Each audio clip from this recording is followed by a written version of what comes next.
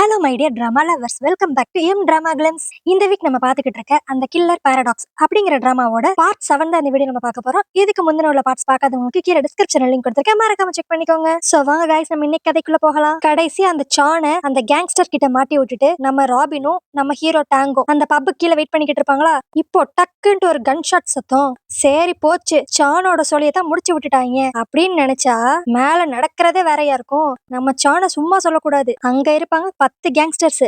ஆனா அவங்க எல்லாத்தையும் இவன் ஒரே ஆளா அசால்ட்டா ஹேண்டில் பண்ணுவான். இதுல இவன் கிட்ட ஒரு கன்னு வேற இருக்கும். அப்புறம் என்ன, அதை வச்சு நல்லா மறைஞ்சு அங்க இருக்கிற முக்காவேசி வேற ஷூட் பண்ணிடுவான். அவன் கிட்ட இருக்க புல்லட் எல்லாம் தீர்ந்து போயிருமா. இதுதான்டா கரெக்டான டைம் அப்படின்ட்டு அங்க மிச்சம் இருக்க கேங்ஸ்டர்ஸ் எல்லாரும் அவன் அப்படியே போய் ஒன்னா போய் அட்டாக் பண்ணுவாங்க. ஆனா அப்பயும் நம்ம சானு ஒரு குட்டியா ஒரு கத்திய வச்சு சதக்குன்ட்டு ஏதோ ஹேயா பொம்மை கத்திய வச்சு விளையாடுற மாதிரி அங்க இருக்கிறவங்க எல்லாத்தையும் போட்டு தள்ளிடுவான். இதுலயே நம்ம நல்லா தெரிஞ்சுக்கலாம் நம்ம சானுக்கு கொலை பண்றதெல்லாம் அல்வாக்கின்ற மாதிரி அப்படின்ட்டு. அடுத்து கடைசியா இந்த கேங்ல ஒரே ஒருத்தவனை மட்டும் உயிரோட வச்சு அவன் கிட்ட இப்பதான் நம்ம சான் விசாரிக்கவே செய்வான், எதுக்கடா என்ன கொல்ல வந்தீங்க அப்படின்ட்டு. அப்பதான் அந்த கேங்ஸ்டர் சொல்லுவான், இந்த மாதிரி ஒரு பிசினஸ் மேனோட பேத்திய நீங்க கொன்னுட்டீங்க, அதனால அவங்க அரேஞ்ச் பண்ணி தான் நாங்க உங்களை கொல்ல வந்தோம், மித்தபடி உங்களுக்கும் எனக்கும் எந்த ஒரு பர்சனல் வெஞ்சன்ஸும் கிடையாது, என்ன விட்டுருங்க அப்படிங்கிற மாதிரி கதறுவான். அப்புறம் என்ன, அந்த சானு அவனை மிரட்டி உன்னை யார் இங்க அனுப்பிச்சாங்களோ அவனுக்கு போன் பண்ணி நான் சொல்ற இடத்துக்கு வர சொல்லு. அது எப்படி சொல்லணும், என்ன நீ பிடிச்சிட்டதா சொல்லணும், அதை தவிர்த்து வேற ஏதாவது மாத்தி பேசுன அதுக்கடுத்து வாழ்க்கையில உனக்கு பேசுறதுக்கு தொண்டே இருக்காது அப்படிங்கிற மாதிரி மிரட்டுவானா. அப்புறம் என்ன, அந்த கேங்ஸ்டர் வேற வழி இல்லாம அந்த பிசினஸ் மேனோட மேனேஜருக்கு கால் பண்ணி இந்த மாதிரி நம்ம கம்பெனிக்கு பக்கத்துல இருக்க குடோனுக்கு வந்துருங்க அப்படிங்கிற மாதிரி ஒரு லொகேஷனை சொல்லி விட்டுருவான். இப்போ இந்த கேங்ஸ்டரோட வேலை முடிஞ்சனையும் அடுத்த செகண்டே சான் இவனை போட்டு தள்ளிடுவா. இதுவே இன்னொரு பக்கம் டிடெக்டிவ் ஜாங்க தான் காட்டுவாங்க. அவன் அப்படியே ஹாஸ்பிட்டல்ல அவங்க அப்பா பக்கத்துல உட்காந்துக்கிட்டு சின்ன வயசுல இவங்க அப்பா இவனை எப்படி எல்லாம் ட்ரீட் பண்ணாங்க அப்படிங்கறதெல்லாம் யோசித்து பாத்துக்கிட்டு இருப்பான். ஆக்சுவலி சின்ன வயசுல இருந்தே இவனுக்கும் அவங்க அப்பாவுக்கும் ஒரு ஸ்மூத்தான பாண்டிங்கே இருந்திருக்காது. என்னன்னா இவங்க அப்பாவும் ஒரு டிடெக்டிவ் தான் போல. வெளியே கிரிமினல்ஸ் கிட்ட எல்லாம் எப்படி வெறப்பா இருப்பாரோ அதே மாதிரிதான் பெத்த பையனிட்டு இருப்பாரு போல. எதுக்கு எடுத்தாலும் நம்ம ஜாங்க போட்டு திட்டுறது, சின்ன சின்ன விஷயத்துக்குலாம் அடிக்கிறது, இந்த மாதிரியே இருந்திருப்பாரு. இப்படிதான் ஒரு நாள் நம்ம டிடெக்டிவ் ஜாங்க அவங்க அப்பாவுக்கு சாப்பாடு கொண்டு வந்திருப்பானா. அப்பா அவங்க அப்பாவோட டேபிள்ல இருந்த டிரா லைட் ஓபனா இருக்கும். அதுக்குள்ள என்ன இருக்கு, ஓ நம்ம ஃபேமிலி போட்டோ தானா அப்படிங்கிற மாதிரி எடுத்து பார்க்க போவான். இத பார்த்து அவங்க அப்பா போலீஸ் ஸ்டேஷன்ல இருக்கோன்னு கூட பார்க்காம அவரோட பையனை போட்டு அந்த திட்டுவாரு. இதுலயே நம்ம ஜாங்க முடிவு பண்ணிடுவான், இந்த ஆளுக்கு நம்மள சுத்தமா பிடிக்காது போல, இனிமேல் என்ன ஆனாலும் நம்மளும் இந்த ஆள் மேல ஒரு பாசம் கூட வைக்க கூடாது அப்படிங்கிற மாதிரி சின்ன வயசுல இருந்தே நம்ம டிடெக்டிவ் ஜாங்க அவங்க அப்பா வெறுக்க ஆரம்பிச்சிருவான். இப்ப இது எல்லாத்தையும் அப்படி ஹாஸ்பிட்டல் உட்காந்து அவங்க அப்பாவை பார்த்து அப்படி நினைச்சு பார்த்துக்கிட்டே இருப்பான். அடுத்து இப்ப நம்ம டிடெக்டிவ் ஜாங்க போலீஸ் ஸ்டேஷன்ல தான் காட்டுவாங்க. இப்ப இவங்க எல்லாருமே அந்த பிசினஸ் மேனோட பேத்தி இறந்து போயிருச்சுல அந்த கேஸ தானே விசாரிச்சுக்கிட்டு இருக்காங்க. சோ இவங்க எப்படியோ கடைசியா சான் எந்த இடத்துக்கு போனா அப்படிங்கறத தெரிஞ்சுக்குவாங்க. அது மட்டும் இல்லாம நேத்து அந்த பழைய பப்ல நம்ம சான் வந்து கன் வேற யூஸ் பண்ணிருப்பான்ல, இந்த கன் ஷாட் சத்தம் வெளியே சில பேருக்கு கேட்டிருக்கும். அவங்க வந்து கொஞ்சம் கம்ப்ளைண்ட் கொடுத்திருப்பாங்க போலீஸ் ஸ்டேஷன்ல. இதெல்லாம் வச்சு அங்க இருக்க சிசிடிவிய இப்ப நம்ம ஜாங்கும் அவனோட டீமும் செக் பண்ணி பார்ப்பாங்களா. ஆனா அதை பார்த்தனையும் நம்ம டிடெக்டிவ் ஜாங்குக்கு செம ஷாக்கு.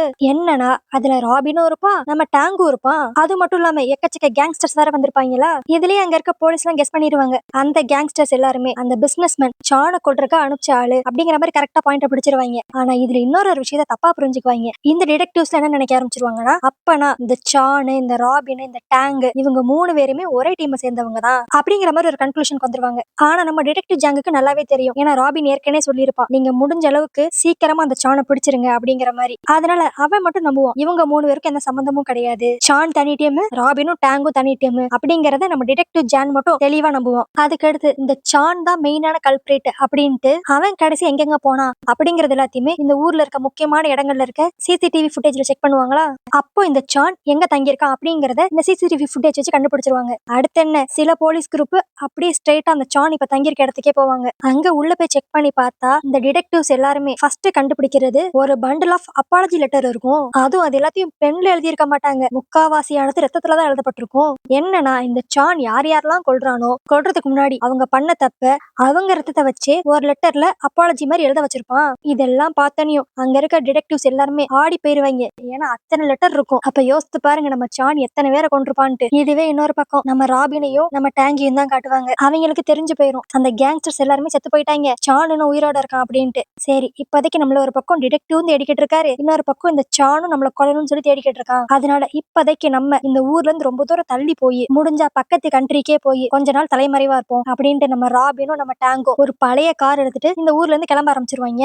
இதுவே இன்னொரு பக்கம் நம்ம டாங்கோட வீட்டுல தான் காட்டுவாங்க. முதையாண்டு டாங்கோட அம்மா அப்பா இவன் ஃபாரினுக்கு போயிருக்கான் அப்படிங்கிற மாதிரி நினைச்சுக்கிட்டு இருந்திருப்பாங்க. ஆனா நடுவுல நம்ம டிடெக்டிவ் ஜாங்கோ அந்த அசிஸ்டன்ட் டிடெக்டிவும் வந்து இவங்களை பேசியே பிரெயின் வாஷ் பண்றேன்னு சொல்லி ஒரு பயத்தை உண்டாக்கி விட்டு போயிருப்பாங்க. இதனால அவங்க அம்மா ரொம்ப பயந்து போய் போச்சு நம்ம பையன் ஏதோ ஒரு பிரச்சனையில மாட்டிக்கிட்டான், அவனை யாரோ கடத்தி வச்சிருக்காங்க அப்படின்னு நினைச்சுக்கிட்டு ஊரு பூரா பல இடங்கள்ல என் பையன் காணோம், என் பையன் காணோம், இவன் எங்கேயான்னு பாத்தீங்கன்னா கண்டுபிடிச்சு சொல்லுங்க அப்படிங்கிற மாதிரி மிஸ்ஸிங் பர்சன் போஸ்டரா அடிச்சு ஒட்டி வச்சிருப்பாங்க. அடுத்து இப்ப அந்த பிசினஸ் மேனோட மேனேஜரை தான் காட்டுவாங்க. அவன் இப்ப அந்த கேங்ஸ்டர் சொன்ன இடத்துக்கு வந்து வெயிட் பண்ணிக்கிட்டு இருப்பான். ஆனா அங்க வர போறது யாருன்னு சொல்லி நம்மளுக்கு நல்லாவே தெரியும், வேற யாரே நம்ம சான் தான். அப்புறம் என்ன, நம்ம சான் வந்த உடனே அந்த மேனேஜரை போட்டு செமையா அடி வெளுத்து எடுத்து ஒழுங்கு முறைதான் சொல்லு, உங்க சேர்மேன் எங்க அப்படிங்கிற மாதிரி அந்த பிசினஸ் மேனை பத்தி தான் கேட்பான். இதுவே இன்னொரு பக்கம் போலீஸ் ஸ்டேஷன்ல தான் காட்டுவாங்க. அங்க நம்ம டிடெக்டிவ் ஜாங் இது வரைக்கும் நம்ம சான் எங்கெங்கெல்லாம் மூவ் ஆயிருக்கான் அப்படிங்கறது எல்லாத்தையுமே அந்த சிசிடிவி ஃபுட்டேஜ் பார்த்து தெரிஞ்சுக்கோனா. இது எல்லாத்தையும் பார்த்தனையும் நம்ம டிடெக்டிவ் ஜாங் ஒரு கன்க்ளூஷனுக்கு வந்துருவான். ஓகே, அப்பனா சான் கடைசியா அந்த பிசினஸ் மேனோட மேனேஜரை தான் பாத்திருக்கான். சோ எனக்கு தெரிஞ்சு அடுத்து நம்ம சான் மீட் பண்ண போறது வேற யாரையுமே கிடையாது, அந்த பிசினஸ் மேனை தான். எனக்கு தெரிஞ்சு அடுத்து அவரை தான் போட்டு தள்ள போறான்னு நினைக்கிறேன். ஏன்னா அவர் மேல வேற இப்ப ஏதோ இஷ்யூ ஓடிக்கிட்டு இருக்கு.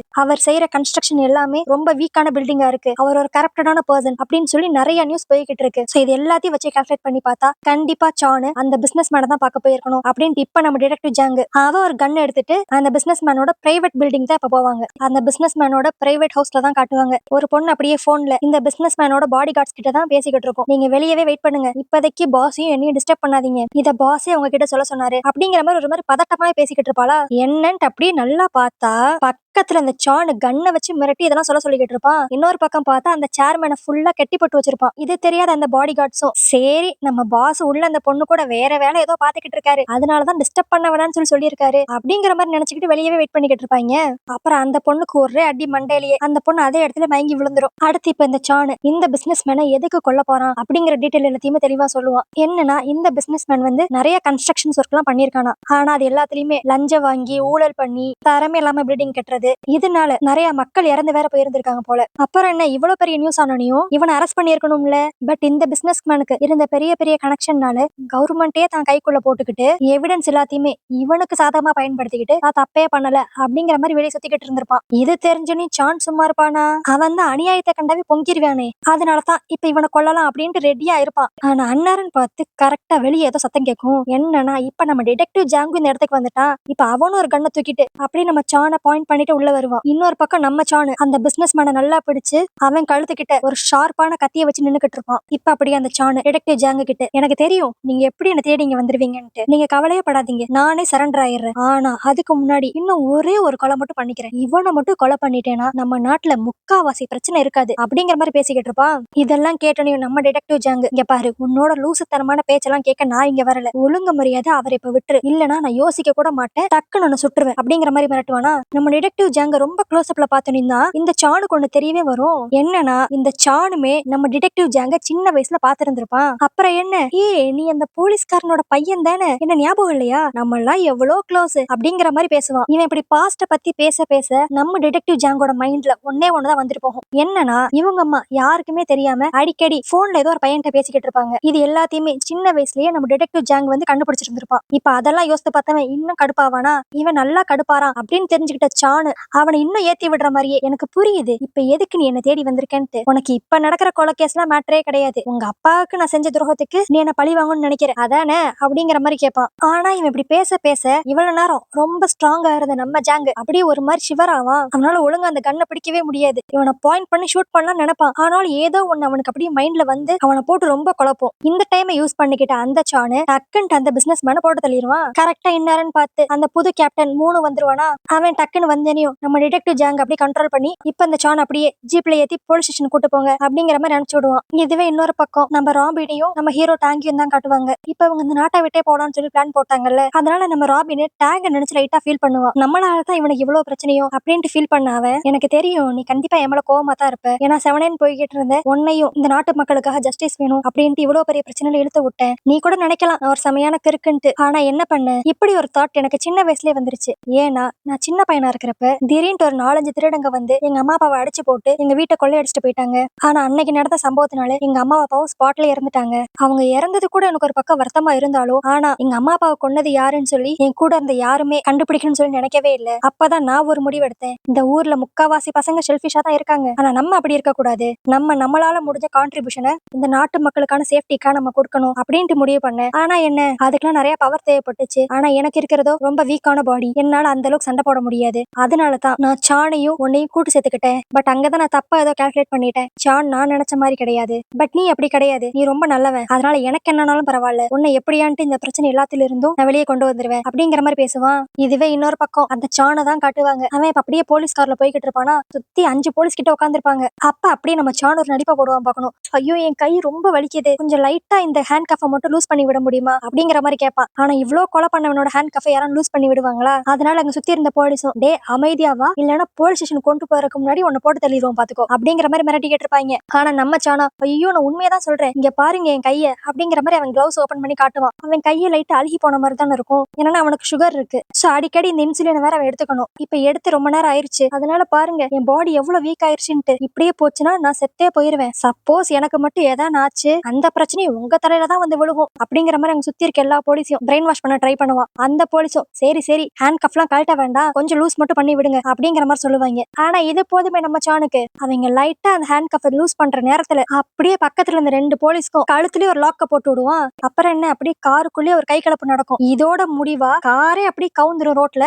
அதுக்கடுத்து டக்குன்ட்டு ஒரு 3 தடவை கன் ஃபயர் ஆகிற சத்தம் மட்டும் கேட்கும். இதுலயே நம்ம கண்டுபிடிச்சிடலாம் பேலன்ஸ் இருந்த அந்த 3 போலீஸையுமே நம்ம சான் போட்டு தள்ளிட்டான் அப்படின்ட்டு. அடுத்து என்ன, நம்ம சான் மட்டும் அந்த கார்ல இருந்து அப்படியே எந்திரிச்சு எஸ்கேப் ஆகி ஓட ஆரம்பிச்சிருவான். அடுத்து இப்படி நடந்தனையும் போலீஸ் எல்லாரும் சும்மா இருப்பாங்களா? அவங்க அப்படியே மீடியா பூரா ஒரு நோட்டீஸ் ஒன்னு அனுப்பிச்சு விட்டுருவாங்க. என்னன்னா, நேத்து அரெஸ்ட் பண்ண சான் வந்து அங்க இருந்து 5 போலீஸையும் சுட்டுட்டு எஸ்கேப் ஆயிட்டான். எங்களுக்கு தெரிஞ்ச வரைக்கும் இவன் தனியா செயல்படுற மாதிரியே தெரியல. இவன் கூட 2 டீம் மெம்பர்ஸும் இருக்காங்க. அவங்க யார் யாருன்னா டான் அண்ட் ராபின் அப்படிங்கிற மாதிரி இவங்க 2 பேரும் போட்டோவோட சேர்த்து போட்டு நியூஸ்ல எல்லாம் போட ஆரம்பிச்சிருவாங்க.